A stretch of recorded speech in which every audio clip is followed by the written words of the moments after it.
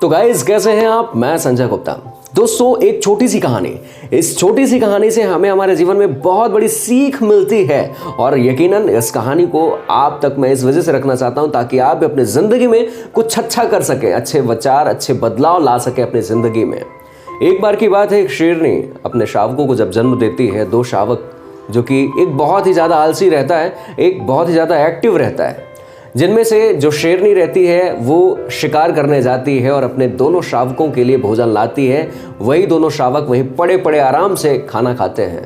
और जिनमें से एक जो एक्टिव रहता है, जो ज़्यादा फुर्तीला रहता है, वो भी सोचता है कि मेरी माँ मेरे लिए शिकार करके लाती है, भोजन का व्यवस्था करती है, काश मैं भी देखूं कि शिकार आखिर करते कैसे हैं, मेरी माँ भोजन किस प्रकार से लाती है।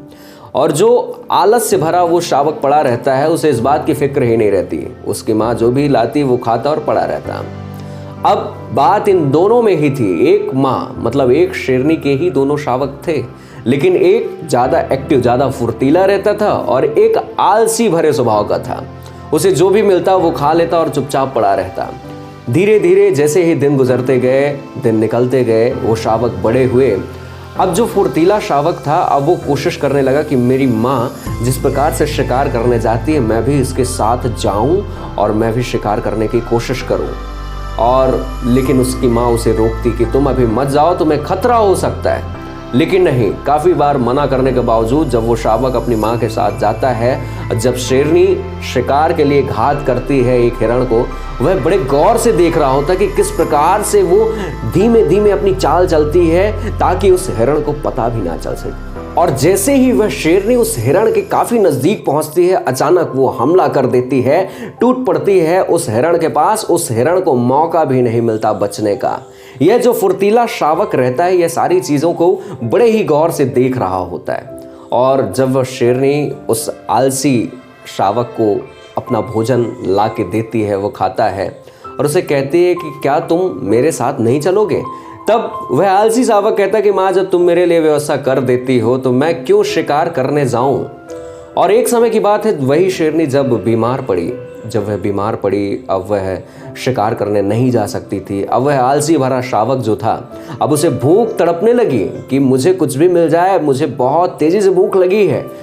अब वह जैसे ही शिकार करने निकला, वैसे ही जितने भी जानवर थे अब उसे तंग करने लगे, परेशान करने लगे।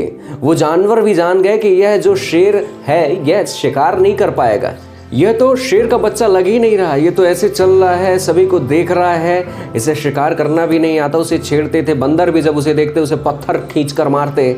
और वह अपनी माँ के पास जैसे ही पहुँचा, सारी बात बताई, सारी घटना बताई, तब शेरनी ने उसे बोला कि बेटा, तुम निडर होके जाओ और अपने दूसरे भाई को देखो किस प्रकार से वो शिकार करता है। और अगले ही दिन जैसे वह एक्टिव, जो कि बहुत ही ज़्यादा फुर्तीला शावक था, उसके साथ जब वह गया, उसने देखा ठीक उसी प्रकार उसने अगली कोशिश की। जब वह खुद कोशिश किया, पहली बार असफल हो गया, दूसरी बार असफल हो गया, तीसरी बार बहुत ही बारीकी से उसने हिरण का शिकार कर लिया। दोस्तों, यह एक छोटी सी कहानी हमें हमारे जीवन में बहुत बड़ी बात सिखाती है कि हम भी अपने जीवन में आलस से भरे दिन में घर में पड़े रहते हैं, अपने काम में ज़्यादा दिमाग नहीं लगाते हैं। इसी वजह से हम अपने जीवन में कुछ अच्छा नहीं कर पाते हैं। सिर्फ सोचने से ही इंसान का जीवन अच्छा नहीं चलता। आपको अपने जीवन को अच्छा बनाने के लिए आपको मेहनत करनी पड़ती है। और तुरंत ही सबसे पहले आप अपनी आलस से छोड़िए।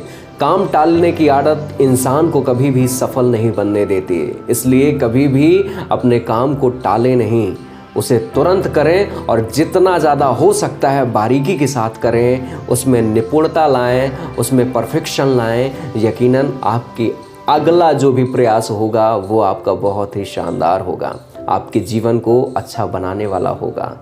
दोस्तों, यह एक छोटी सी कहानी, दो शावकों की कहानी के माध्यम से अगर आपको अपने जीवन में कुछ भी सीख मिली हो तो ज़रूर अपने जीवन को आगे बढ़ाने के लिए, एक नई दिशा देने के लिए अपने विचार अपने दिमाग में अच्छे ही रखें।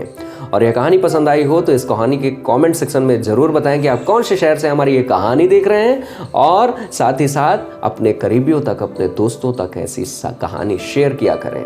बहुत बहुत शुक्रिया, बहुत बहुत धन्यवाद। मिलते हैं अगले वीडियो में। जय हिंद, जय भारत।